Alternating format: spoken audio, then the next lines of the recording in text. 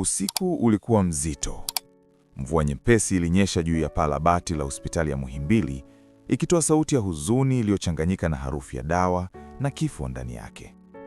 Ndani ya wodi ya wagonjwa mahututi, mzee mmoja alikuwa amelala kitandani, mwili wake ukiwa dhaifu, mashine zilizomzunguka zikitoa sauti ya pii pii kila sekunde. Mkono wake wa kulia ulikuwa unatetemeka, ukijaribu kushikilia kalamu. Karibu na kifua chake kulikuwa na bahasha ya kahawia, imeandikwa jina ambalo halijawahi kumtoka kichwani mwake kwa zaidi ya miaka 20. Juma Hamisi. Macho yake yalikuwa yamejaa machozi, sio kwa sababu ya maumivu ya mwili aliyokuwa anayapata, bali kwa sababu ya ukweli uliouficha muda mrefu sana. Kama ningekuwa jasiri mapema, alinong'ona kwa sauti dhaifu. Mlango wa wodi ulifunguliwa taratibu. Muuguzi aliingia, akamwangalia, akajua muda haukuwa upande wake tena. Mzee akavuta pumzi nzito, akaikunja ile barua, akaibusu kwa mara ya mwisho. Samahani mwanangu. Mashine ikatoa sauti ndefu, pii. Lakini barua bado ilikuwa hai, na ukweli uliokuwa ndani yake ulikuwa karibu kubadilisha maisha ya mtu aliyekuwa hajui chochote. Kabla hatujaendelea na simulizi ya leo, tafadhali chukua sekunde chache kuonyesha sapoti yako kwa kubonyeza subscribe, like na kuacha comment hapo chini. Hii ni Azizi na Simulizi, channel inayokuletea simulizi za maisha halisi zilizojaa mafunzo, maumivu, siri nzito na ukweli ambao mara nyingi hufichwa ndani ya familia. Kama unapenda simulizi za aina hii, usisahau kuangalia stori nyingine kali zilizopita na kuzishare kwa watu unaowajali na kuwapenda. Sasa, kaa vizuri, fungua masikio na moyo wako, kwa sababu simulizi ya leo itakugusa moja kwa moja. Jina lake ni Barua ya Mwisho ya Baba. Juma hakujua ni muda gani alipokuwa amekaa kimya, akiangalia ile bahasha kama kitu kilichotoka ulimwengu mwingine. Jina lake lilikuwa pale. Mwisho wa jina hilo kulikuwa na jina ambalo alilichukia kwa miaka mingi: Hamisi. Alikumbuka maneno ya mama yake mara nyingi alipokuwa mdogo: usimuulizie huyo mtu, alituacha, hakuwa baba. Maneno yale yalijenga ukuta mzito moyoni mwa Juma, ukuta wa chuki, ukuta wa maswali yasiyopata majibu. Lakini sasa ukuta ule ulianza kupasuka. Alivuta pumzi ndefu, akakaa kitandani, akaifungua ile barua taratibu. Mikono yake ilikuwa inatetemeka. Mwanangu Juma, kama unanisoma, basi ujue huenda tayari mimi sipo tena duniani. Maneno yale yalimchoma kama kisu. Siku zote nilitamani kukaa na kukuambia ukweli uso kwa uso, lakini uoga na hali ya maisha vilinizidi nguvu. Juma alimeza mate kwa nguvu. Nimekuwa baba wa mbali, lakini si kwa sababu sikupenda. Nilikuacha kwa sababu nilikupenda kupita kiasi. Hasira ilianza kupanda.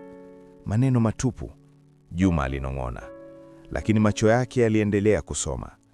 Miaka 20 iliyopita katika kijiji cha Kilosa, Hamisi alikuwa kijana mwenye ndoto. Alikuwa mkulima mdogo wa mpunga na mahindi, akiishi maisha ya kawaida lakini ya amani. Asha, mke wake, alikuwa mwanamke mwenye tabasamu jepesi na moyo wa kuvumilia. Na Juma alikuwa mtoto mdogo aliyekuwa akicheka hata bila sababu. Lakini kijiji chao kilikuwa kimeanza kubadilika. Watu wageni walifika, magari makubwa, ahadi za maendeleo, na nyuma ya pazia ulikuwa mwanzo wa giza. Mfanyabiashara mmoja mkubwa aliyejulikana kwa jina la Bwana Maduhu alianza kununua ardhi kwa nguvu. Aliyepinga alitishwa, aliyenyamaza alipewa kidogo. Siku moja Hamisi aliona kitu ambacho hakutakiwa kukiona. Usiku, kwenye shamba lililokuwa pembeni ya kijiji, alishuhudia watu wawili wakipigwa hadi kufa kwa sababu walikataa kuuza ardhi yao. Hamisi alijificha gizani, akitetemeka, akitamani asingeona kile alichokiona, lakini tayari ilikuwa imechelewa. Siku chache baadaye, alikamatwa na polisi. Alihojiwa, Aliambiwa atoe ushahidi, na hapo ndipo matatizo yalianza. Kwanza ilikuwa sauti ya mgeni nje ya nyumba usiku. Mwambie mumeo anyamaze. Kisha ujumbe mfupi kwenye simu ya Asha. Tunajua mtoto wenu analala wapi. Asha alilia usiku kucha. Hamisi hakulala. Alitambua ukweli mchungu. Ukweli una gharama. Na wakati mwingine, gharama hiyo ni familia yako. Hamisi alikaa nje ya nyumba yao usiku moja, akimwandalia Juma mdogo akilala. Alimshika mkono, akalilia ndani ya kifua chake. Nisamehe mwanangu. Alijua kama angebaki, Juma angekufa. Kama angeondoka, angekuwa baba mbaya machoni pa dunia, lakini mtoto wake angeishi. Alimwacha Asha bila maelezo kamili. Alimwacha bila barua, kwa sababu hata barua ingeweza kuwa hatari. Siku hile, Hamisi alikufa moyoni. Juma alipoendelea kusoma barua, macho yake yalikuwa yakitiririka bila yeye kuyazuia. Mama yako hakujua kila kitu. Nilimlinda hata dhidi ya ukweli huu. Nilijua angenichukia, lakini chuki yake ilikuwa bora kuliko kaburi lako. Juma alishika kichwa chake kwa mikono. Kwa hiyo, nilikosea kukuchukia? Aliuliza kwa sauti ya chini. Nilijua siku moja utanichukia, na nilikubali hilo, kwa sababu jukumu langu hakuwa kupendwa, bali kulinda. Kulikuwa na ukimya mzito ndani ya chumba. Karatasi ya mwisho ilikuwa tofauti. Ndani yake kulikuwa na hati ya ardhi. Eneo kubwa, nje kidogo ya mji. Hii ardhi ni yako Juma. Niliinunua miaka mingi iliyopita kwa jina la mtu mwingine. Niliifanya uwekezaji wa siri kwa ajili yako. Kwenye ardhi hiyo kuna kitu kingine pia. Kitu ambacho kitakufanya uelewe kwa nini niliogopa kwa miaka yote. Moyo wa Juma uliruka. Kuna nini tena? Siku ya leo asubuhi, simu ya Juma ililia. Ilikuwa namba isiyoijua. Wewe ni Juma Hamisi? Ndiyo. Tunapenda kukujulisha kuwa baba yako, Hamisi, amefariki dunia usiku wa kuamkia leo. Simu ilianguka kutoka mkononi mwake. Kwa mara ya kwanza maishani, Juma alimlilia baba yake. Baba aliyemchukia, baba aliyemkosa, baba aliyemlinda kwa njia ya maumivu. Safari ya Juma ilianza kimya kimya. Hakumwambia mtu yoyote, hata mama yake hakujua bado. Alifunga begi dogo, akaweka hati ya ardhi ndani ya jalada, akaichukua ile barua ya baba yake kama silaha pekee ya ukweli. Asubuhi ya mapema, alipanda basi lililokuwa linaelekea Kilosa. Njiani, mandhari yalibadilika pole pole. Majengo marefu yakapotea, yakabaki mashamba marefu ya miwa na mpunga, na vijiji vilivyobeba ukimya wa siri za zamani. Kila kilomita aliyoisafiri, moyo wake ulikuwa unazidi kupiga kwa nguvu. Kuna nini kwenye ile ardhi? Kwa nini baba aliogopa hadi kufa? Juma alipofika Kilosa, alishangaa kuona kijiji bado kiko vile vile, lakini watu hawakuwa wale wale. Aliposhuka kwenye kituo, wazee waliokuwa wamekaa pembeni ya barabara walimtazama kwa macho ya ajabu. Mmoja wao alinong'ona, "Huyo sura inafanana sana." Juma hakusikia, lakini alihisi. Aliamua kwanza kwenda nyumbani kwa mama yake. Mama yake, Asha, alipomuona Juma, alifurahi. Lakini furaha ile ilikatika alipoona barua mkononi mwake. "Mama," Juma alianza kwa sauti ya kutetemeka. "Baba hakuondoka kwa sababu alitutupa." Uso wa Asha ulipauka. "Ni nani aliyekuambia?" aliuliza. "Baba mwenyewe. Kwa barua." Kulikuwa na ukimya mzito. Kisha Asha akakaa chini pole pole. "Kwa hiyo, umejua?" alisema kwa sauti ya huzuni. Juma alimsogelea. "Ulikuwa unajua?" Asha alitikisa kichwa. "Nilijua sehemu tu. Nilijua alikuwa kwenye hatari, lakini sikujua ukubwa wake." Machozi yakamtoka. "Nilimchukia kwa miaka yote, lakini pia nilimsubiri. Alinilinda kwa kunivunja moyo." Maneno yale yalimchoma Juma zaidi ya kitu chochote. Jioni ile, Juma aliamua kwenda kuiona ile ardhi. Njiani, mzee mmoja alimzuia. "Vijana, alisema kwa sauti ya chini. Usijaribu kufukua mambo ya zamani. Juma alisimama. Unanijua? Mzee alimtazama kwa makini. Wewe ni mtoto wa Hamisi, sivyo? Moyo wa Juma uliruka. Mzee, baba yangu alikufa. Mzee alifunga macho, lakini adui zake bado wako hai. Ilipofika jioni, Juma alifika kwenye ile ardhi. Eneo kubwa limezungukwa na miti mirefu, na katikati yake kulikuwa na nyumba ndogo ya udongo iliyokuwa imefungwa kwa miaka. Alivunja kufuli la zamani. Ndani kulikuwa na sanduku la chuma, mafaili na picha za zamani. Alipofungua sanduku, akakuta rekodi za sauti na nakala za ushahidi, majina, tarehe na jina moja lililojirudia mara nyingi, Maduhu. Hapo ndipo Juma alielewa. Baba yake hakukimbia tu, alikusanya ushahidi. Ushahidi ambao ungeweza kubomoa watu wakubwa. Ghafla, nje kulisikika sauti ya gari. Milango ikafungwa kwa kishindo. Sauti ya mtu ikasema, tulijua mtoto wa Hamisi angerudi. Moyo wa Juma ulisimama. Alishika sanduku kwa nguvu. Giza linaanza kuingia. Na hapo ndipo Juma alitambua ukweli mmoja wa kutisha. Barua ya mwisho ya baba haikuwa mwisho wa simulizi, ilikuwa mwanzo wa vita. Sauti ya injini ilisimama nje ya nyumba ya udongo. Mlango wa gari ulifunguliwa kwa kishindo. Hatua nzito zikasikika zikikanyaga majani makavu. Juma alijikuta akitetemeka. Moyo wake ulikuwa unapiga kama ngoma ya vita. Tulijua ungekuja. Sauti ile ikarudia, safari hii ikiwa karibu zaidi. Juma alitazama haraka ndani ya nyumba ile. Hakukuwa na njia ya kutokea isipokuwa mlango ule ule aliouingia. Sanduku la chuma lilikuwa mikononi mwake. Ndani yake kulikuwa na ukweli mzito kuliko risasi. Giza lilianza kuingia na sauti za wadudu wa usiku ziliongezeka. Mwanaume mmoja alisimama mlangoni. Alikuwa amevaa suti nyeusi. Uso wake ulionekana kuzoea kutoa amri. Nyuma yake kulikuwa na wanaume wawili, mikono yao ndani ya makoti. Juma Hamisi, alisema kwa sauti tulivu lakini ya kuogopesha. Mimi ni Maduhu. Juma alihisi damu ikimkimbia usoni. Huyo ndiye yule, jina lililokuwa kwenye mafaili ya baba yake. Baba yako alikuwa mtu mjanja, lakini pia alikuwa mjinga. Aliamini anaweza kushinda peke yake. Juma alikaza meno. Aliuawa? Aliuliza kwa sauti ya chini. Maduhu alitabasamu kwa dharau. Hapana, lakini alikufa kwa uoga alioubeba miaka yote. Maneno yale yalimchoma Juma kama moto. Kwa sekunde chache, wakati Maduhu alipogeuza kichwa kuashiria kitu kwa walinzi wake, Juma alichukua uamuzi wa ghafla. Aliruka kupitia dirisha dogo la nyuma. Kioo kikavunjika. Alikimbia gizani, akishikilia sanduku kwa mkono mmoja. Kamata huyo!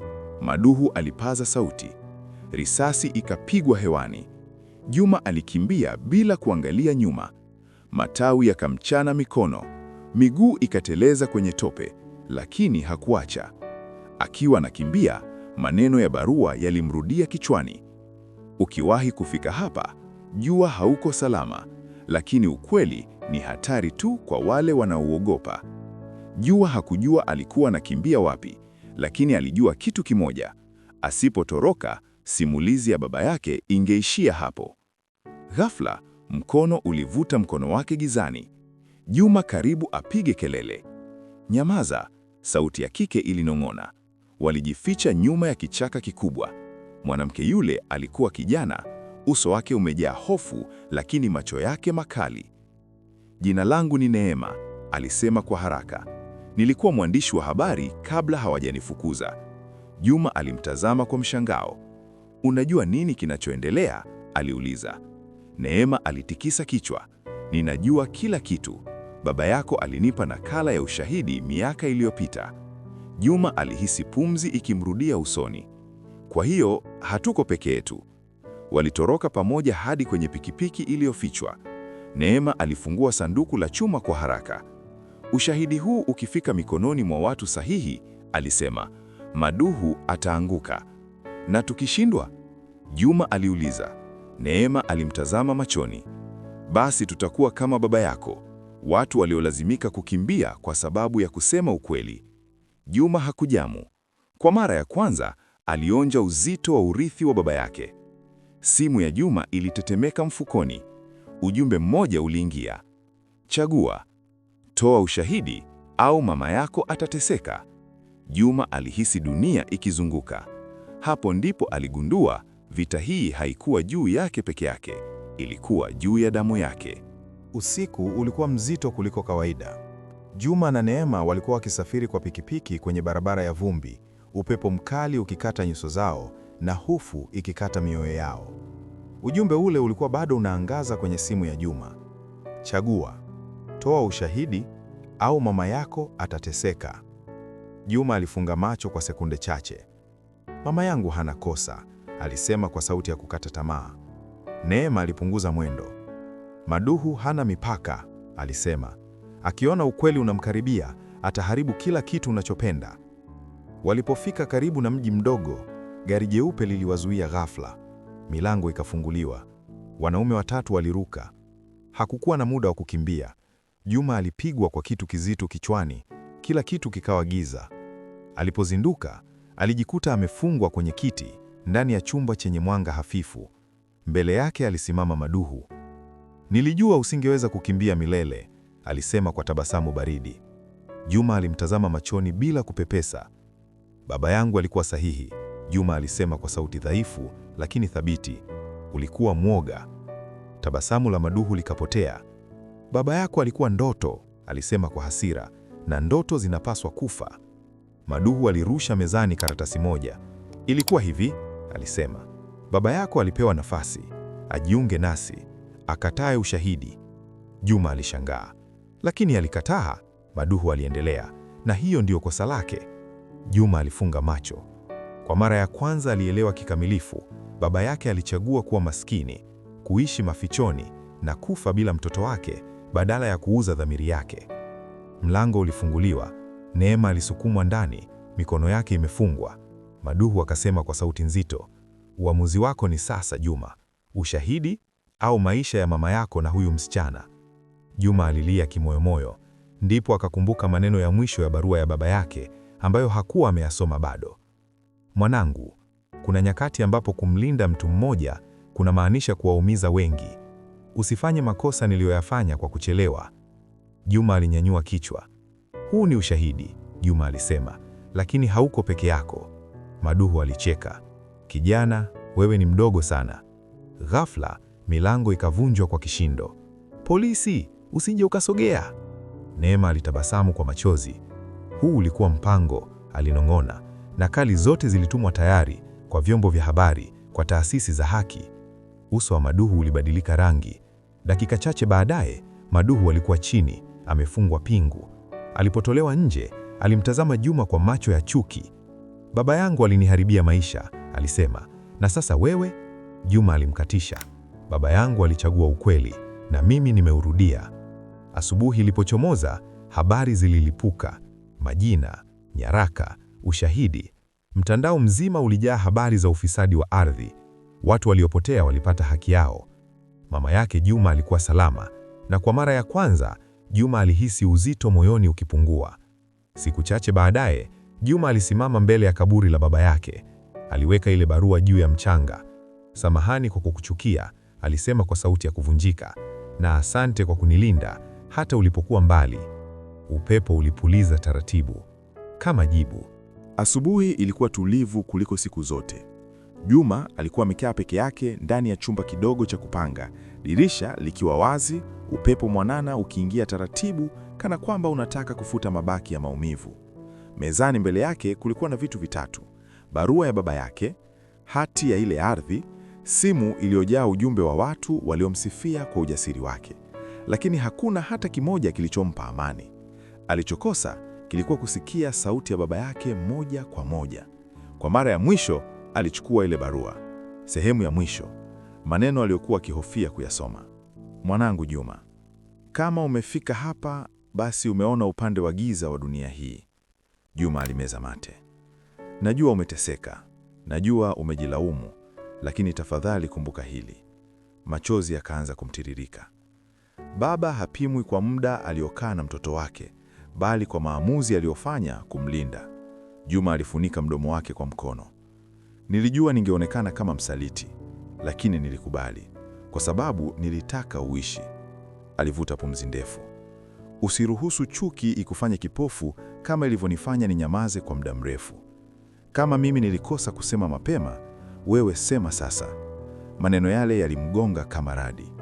Na kama siku moja utasimama kaburini kwangu, usiombe radhi. Badala yake, ishi maisha ambayo nisingeweza kuyaishi. Barua ikaishia hapo. Hakukuwa na salamu ya kuaga, hakukuwa na jina, lakini Juma alihisi kana kwamba baba yake alikuwa amemkumbatia. Siku chache baadaye, Juma alirudi kwenye ile ardhi. Safari hii hakuwa peke yake, alikuwa na mama yake Asha. Asha alisimama katikati ya shamba, akafumba macho, akavuta pumzi ndefu. Kwa mara ya kwanza, alisema kwa sauti ya huzuni, "Namuelewa baba yako." Juma alimshika mkono. "Alitupenda kwa njia ngumu," alisema. Mama yake alitabasamu kwa machozi. Juma hakuuza ile ardhi. Aliifanya kuwa kituo cha elimu ya haki ya ardhi, sehemu ya kusaidia waathirika wa unyanyasaji wa nguvu, na kumbukumbu ya watu waliopoteza maisha yao kimya kimya. Kwenye bango la kwanza, aliandika maneno, "Ukweli unaweza kukuumiza, lakini uongo unaweza kukuua." Siku moja ya jioni, Juma alirudi kaburini kwa baba yake. Alisimama kimya kwa muda mrefu. "Nilidhani uliniacha, lakini sasa najua uliniongoza kutoka mbali." Aliweka ua dogo juu ya kaburi. "Safari njema baba, sasa pumzika." Upepo ulipuliza tena, taratibu, kana kwamba dunia nzima ilikuwa imekubali. Barua ya mwisho ya baba haikuwa karatasi tu, ilikuwa ni urithi wa maamuzi magumu, mapenzi yasiyoeleweka kirahisi, na ukweli kwamba wakati mwingine wale tunaowachukia sana ndio waliotupenda zaidi kwa kimya. Kama simulizi hii ya barua ya mwisho ya baba imekugusa, imekukumbusha mzazi wako, au imekufundisha kitu kuhusu maisha, usisahau kusubscribe kwenye channel ya Azizi na Simulizi. Like video hii na comment hapo chini utuambie, je, wewe ungechagua haki au familia? Pia, endelea kuangalia simulizi nyingine kali zilizopita, kwa sababu kila story hapa ina ujumbe wa maisha. Hadi wakati mwingine, endelea kusikiliza, endelea kujifunza, na usisahau, wakati mwingine ukweli huja kwa kuchelewa, lakini haujawahi kuja bure. Huja na majibu sahihi kwa wakati sahihi. Hii ni Azizi na Simulizi.